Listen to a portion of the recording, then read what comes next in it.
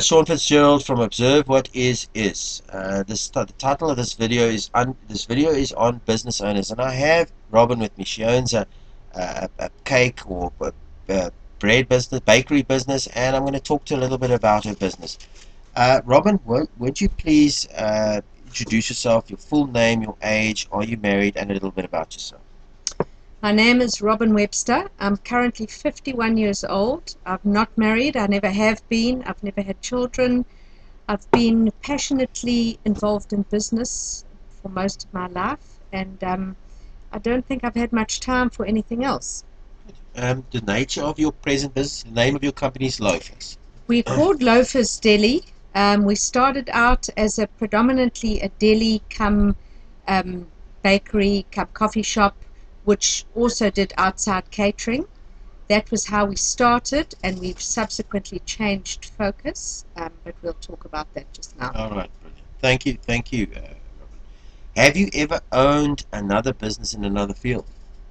I was a partner in a dessert company called Chateau Gâteau, which we started from scratch, and yeah, And what happened there? Did you just resign? Or well, I sort of passed my sell-by date in terms of my ability to carry things forward in my marketing field. I've never studied to be a marketing person, and I've reached a point where I could no longer carry a big business. And you were working for that company or part owner? No, I was a shareholder. A shareholder. And then you just resigned from that. And you started the Loafers concept. No, Loafers was actually a business that was started many years ago by someone. Sorry, Penny, just watch the... Sorry. No, that's fine. Camera. It's fine. Penny's new to this. It's fine. There's a lot of people do this.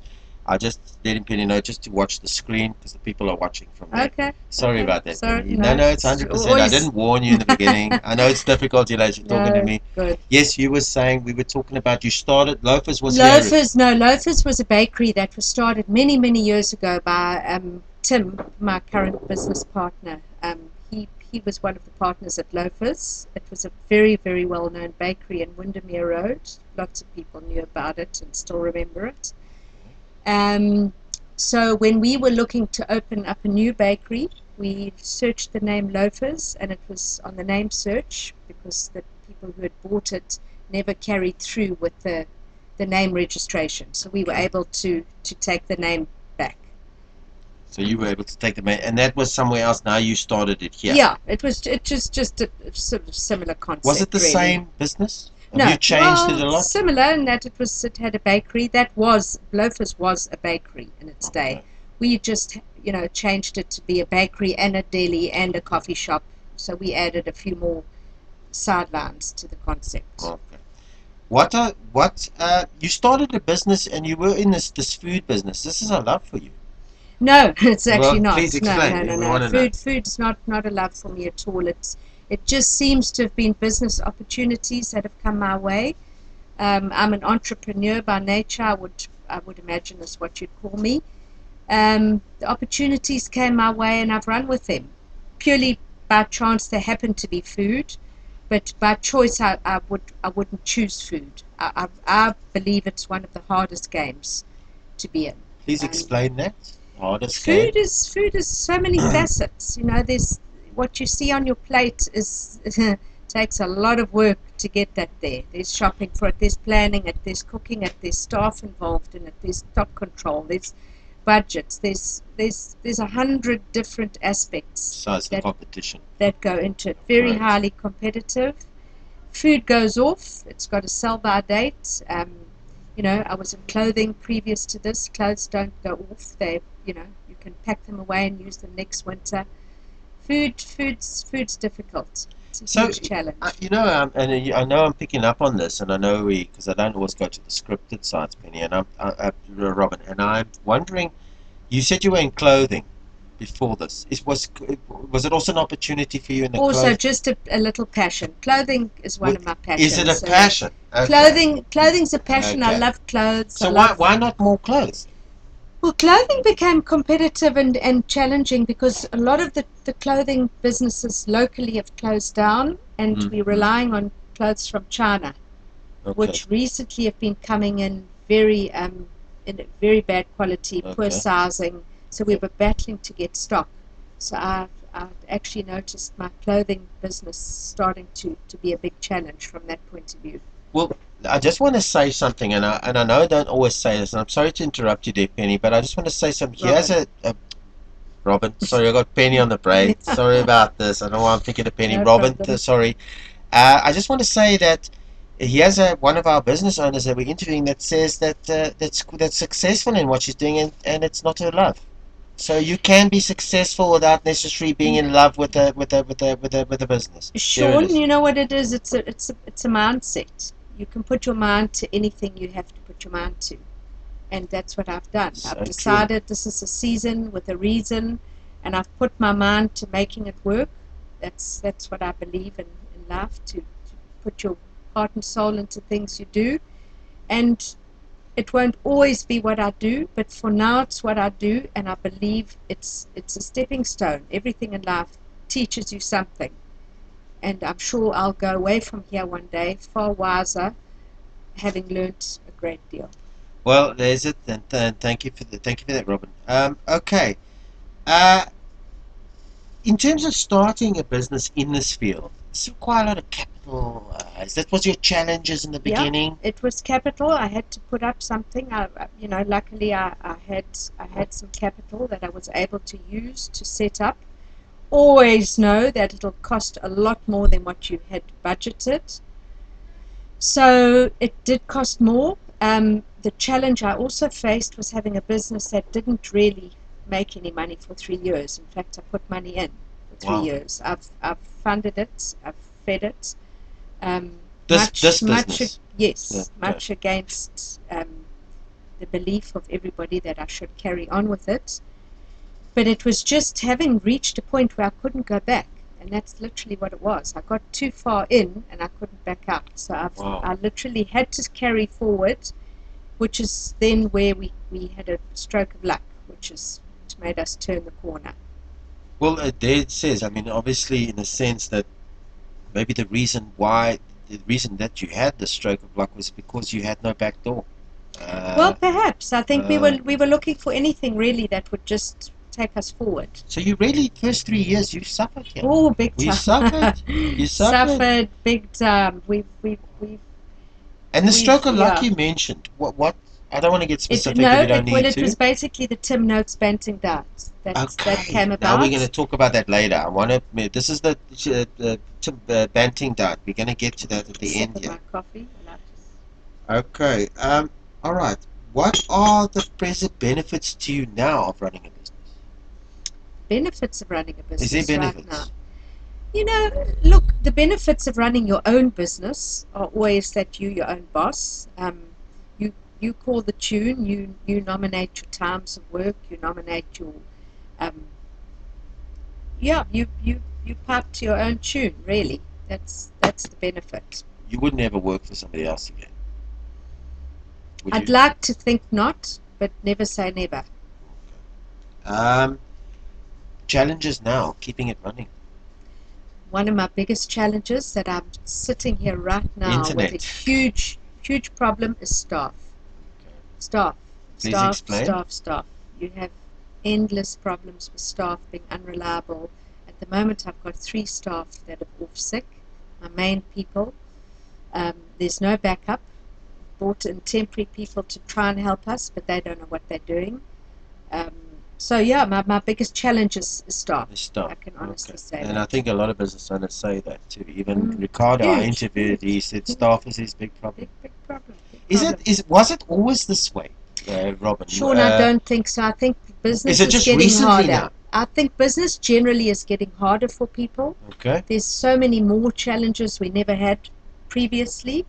And I think people nowadays just don't see their jobs as being precious or being something Important. they should really look after. I think they just don't have that work ethic, perhaps, that we were brought up with. That's So my you say opinion. this is sort of getting worse, and that what I find so strange is the unemployment Yeah, rate is so that's high, that's and the yet big. people aren't worried about their That's jobs. Is what that we what you're finding? that's what we found. We found that there's people Wow, crying that they don't have jobs, but then you give them a job and they don't look after it. wow, just shows you. For the slightest sniff, they stay off and just don't pitch up, don't phone, don't tell you what's happening. I've got a lady who's been off for 6 weeks. I still Sure. haven't heard from her as to why she's off or what's wrong Do or you, she's coming back or. do you still have to pay? Do you still pay them? Do you still have to Well, pay them? there's a Is there a sick law that helps you there? there are certain things. I'd have to pay her for a certain time because she's got to work her sick leave through. But then once That's that's over, but then you miss her skills, obviously. we And do. you're She was fine. one of our good ladies. She was unfortunately one of our very good So ladies, and what it's very what sad. no, I don't want to get into this, and I know that we brought this up. So what do you think's the root core problem with people today in our country in this thing? What is the I problem? What is don't the know. core? We don't know, I eh? can't answer We that don't know. question.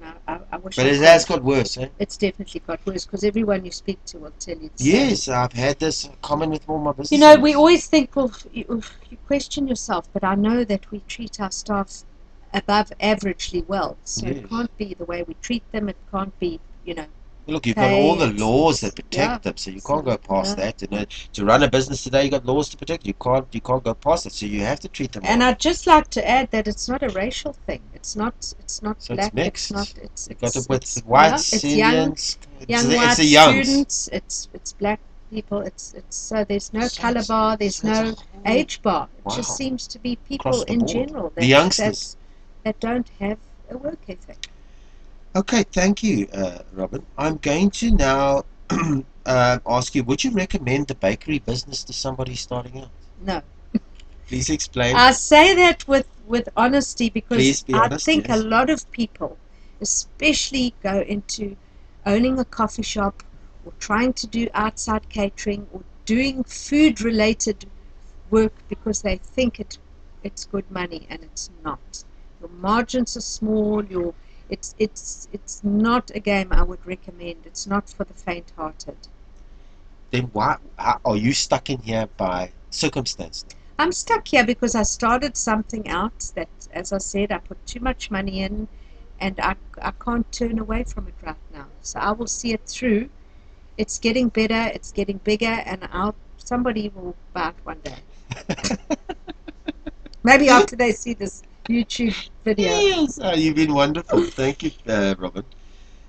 Okay, what are the future prospects of of the baking Well, look, industry? Is there prospects? right now we see big prospects in the low carb food, which is what we're heading for, which is where the Tim Noakes Please, can you started give us a us. whole thing on that? Okay. On that Well, Tim what Noakes? what Tim Noakes diet, which is where we've now pegged ourselves. We've changed our name. We used to be Loafers Urban Deli. We are now Loafers Low Carb Deli because we see the low carb way of life as the way forward. Huge evidence has come out from Tim Noakes and all his scientific evidence showing people that carbohydrate, which is basically sugar at the end of the day, is the root of what he says 99% of evil. He says your carbohydrate sugar is what causes most of the problems, and your medication, which is then given as a result of your complications from sugar, as being the other problem. So he says between sugar and medicine, we're all on a hiding to nowhere. I've got a question there. Medicine. So what are you advocating with medicine? Are you advocating that we should take medicine? Well, no, we're advocating you shouldn't. People all take far too much medication, and each medicine has got 150 different side effects. Okay. So each person who takes medicine then lands up with another problem, which they land up taking more medicine for, and so the big cycle goes. My question to you, thank you for that, Robyn. My question to you is on the. So what in essence is the bunting? Is it you can eat as much butter as you want? Or what are we That's looking where at? people have got it all wrong. Basically, what the Banting diet is, it's low carb, medium protein, and a high fat. Because what Tim Noakes has now said is all the years we've thought fat was bad for us. Fat is not bad for us. Fat's actually good for us. It drives a lot of bodily functions. It drives the brain function. It's a hugely beneficial source of energy, which people thought was causing people to be fat, and they thought it was causing high cholesterol, which in fact it doesn't at all. It's the carbohydrates and the sugars which drive people's cholesterol high. People have got it all wrong. So in a nutshell, Banting diet, high fat, low carb, medium protein. Okay, so now, thank you, Robyn. Just give me an example now of a meal that I would have that would be this type. What a steak, or if I had to Well, sit what you down. would do if you were doing a Banting diet, you'd have a medium-sized piece of steak. The rule of thumb to work with is a protein portion as big as the palm of your hand. Okay. So if you had a piece of steak, measure it by the palm of your hand to see if it's the right size. With that, you could have any vegetables, Any quantity. preferably not the carbohydrate vegetables, so you wouldn't have rice or pasta or potatoes or that type of thing. But you could have all sorts of other vegetables and salads, and you would have maybe a cheese sauce that people in the old days thought was a terrible thing, but that would be deemed a good choice now to have with it. Yeah, any high fat item. Okay. I want to now. Thank you, Robyn. So your shop now, all your food is on the Banting diet. Not all of it. No? We've still got a lot that's not, but predominantly that's our focus now is low carb food. We cook a lot of our own things. We make all our own low carb frozen meals. We do bakery items. We do all the breakfast cereals. We do snack items. We do salad dressings. We do mayonnaises. We do pizza bases. We do breads, big range of breads that we make ourselves. So yeah, a lot of different things that we do. On the Banting diet, is there anything that you wanted to add? We covered all of that. Basically, what you wanted to say on that Banting? Yeah, I think so. It's anyone wanting to know more, I always advise them to buy Tim Noakes's book called The Real Meal Revolution, which sums up the whole low carb diet in a nutshell. There's lots of information on the internet now. If you Google low carb, Tim Noakes, Banting, all of the information will come up. I want to just ask you, just to carry on, and I know I'm picking on this. So you became a Tim Noakes guy after you read his book. But what really convinced no, you? it wasn't reading did you his go book. and try this out? What happened? It was us waiting for a contract. We had a central kitchen that we'd moved to, and we were waiting for a contract of some sort to come up.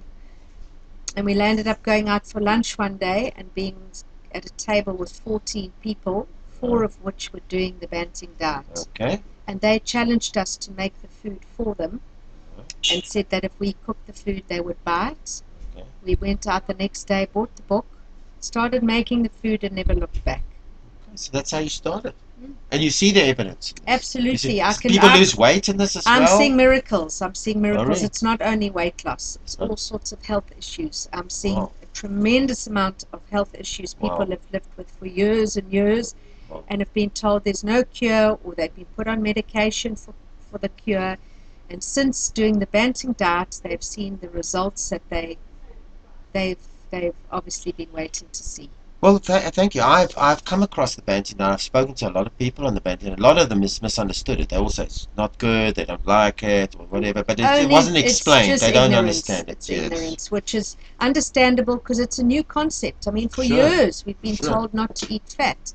Now we've got a year-old concept which is telling us to suddenly eat fat, and people are saying now, really, what's the truth here? Isn't it weird what conditioning does for us?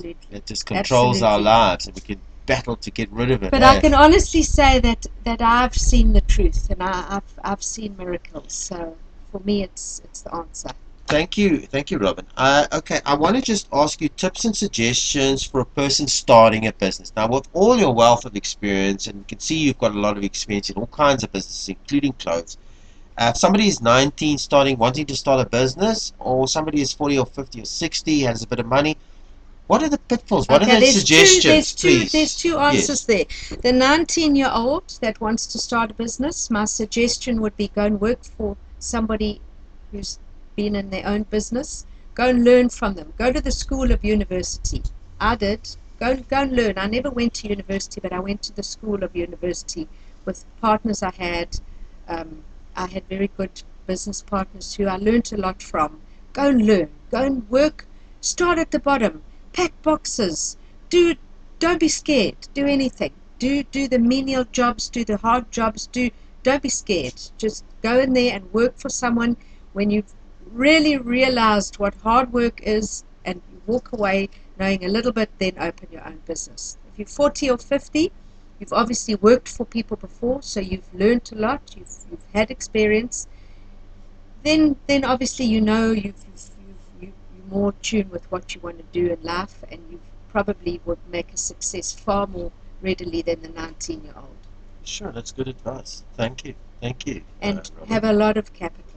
You need lots of capital. What would That's the it big cost off thing. the Your top of your head to start a business like biggest this? challenge in life for people with their own business is cash flow. Cash flow. And you've got to have that cash flow to see you through. And that's where a lot of people fail. It's because they haven't got access to cash. So it's cash flow in the business. It's cash flow, and most businesses will take 3 years to start really making money. So you've got to feed it like a hungry dog. So you've got to actually have money for yourself for almost 3 years before you can sort of see any real profits. That's what people have said, and I proved it for myself in this business. And very few businesses start to make money before that period. The key is, are people prepared to put up with it?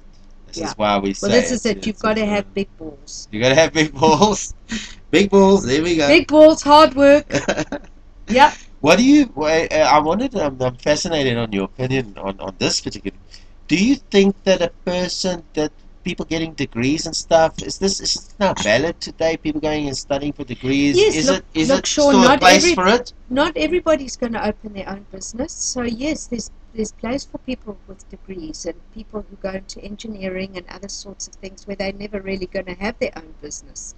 Yes. So I wouldn't tell anyone not to get a degree, because that's, if I had a degree, I probably would be in a different place, because I would have perhaps known more. I have had to learn the hard way by not having studied or had any tertiary education. But it's not you can make it without that. You can make it, but obviously a degree is going to help you. It is. But there's some people like me that weren't born to study, so that's like a lot of us. Yeah, I mean, I wasn't good at school, and I'm not good now, and my brain doesn't work like that. I was expelled as well. I was no good at school. I was just a rebel. I hated school. Hated it. Didn't like the learning, and that's where we were. We rebel type people, and we have to work for ourselves. Okay, I want to. This is when we do a little expo on Robyn's business. I just want to ask Robyn, what is unique? And I know we spoke about the bunting business. Is this the really only unique part of your business compared to your competitors? I think where we peg ourselves on being unique is that we make all our own stuff, and we make everything from scratch. We only use real butter. We do all our own. Everything we make is made by ourselves from scratch, the real good old-fashioned way. So I think maybe the unique part about our business is also that, is that we're not using premixes. We don't use any additives or preservatives. It's all good old-fashioned ingredients that like Granny used to use. That's why it's hard work, because you're taking the path less traveled. Yeah, correct. I think so. And it's because that's the way things are going. They're all going back to basics. Simple. It's all going back to the way Granny used to do things. Simple. No matter, I still believe that computers might drop out one day, and we might have to use the old invoice book. Well, maybe life will be better, because I think life is becoming very complicated. It's too stressful and complicated. People have made things too complicated. And I think a lot of the real answers in the world are really simple. And we just complicate 100%. everything. 100%. All right. Thank you, Robyn. I'd like to, if possible, if this is okay with you, I'd like you to just leave your contact details, and I'll lead you through this. Your full company name is Loafers Low Carb Deli. Fantastic. Your address, your physical address? We're 8B McCurtain Avenue, Durban North. I always tell people a landmark is opposite the old Checkers in Durban North, up from the Virginia Airport, which is another landmark. And your contact details? My telephone number is 031 563 5080. Why don't you just repeat that just so that we get 563 5080. Do you have a website? Website currently is Loafers Urban Deli, but will soon be Loafers Low Carb Deli. Thank you. We're at the interview. We're at the end. I'm just going to ask Penny again. Anything you want to add? We covered everything. No, I think that's all. I think we've covered most of the essentials here, and Penny got her. Robyn. Why am Do I I look thinking? like Penny? No, you know that. Yeah? There's a lady called Penny Paul, and she's on my mind all the time, and I apologize for this. Okay, no, You I did- just wondered no, why you were there's a calling name. me Penny. There's a But- lady called Penny Paul that I'm doing an interview, and she's on my mind all the time. Sorry about this, Robyn. No problem. I apologize, no problem, and as it's no unscripted, problem. I'm not going to take that out. No, I that's just, fine. sometimes you go through this, you've got somebody on your name, it keeps. She doesn't look like you. She's different. She's another person. Okay, we are at the end. This is Observe What Is. Please leave your comments and suggestions and subscribe to the channel. It's free. Robyn, will you just please end it there? I think we've finished it there. Yeah. We're still recording.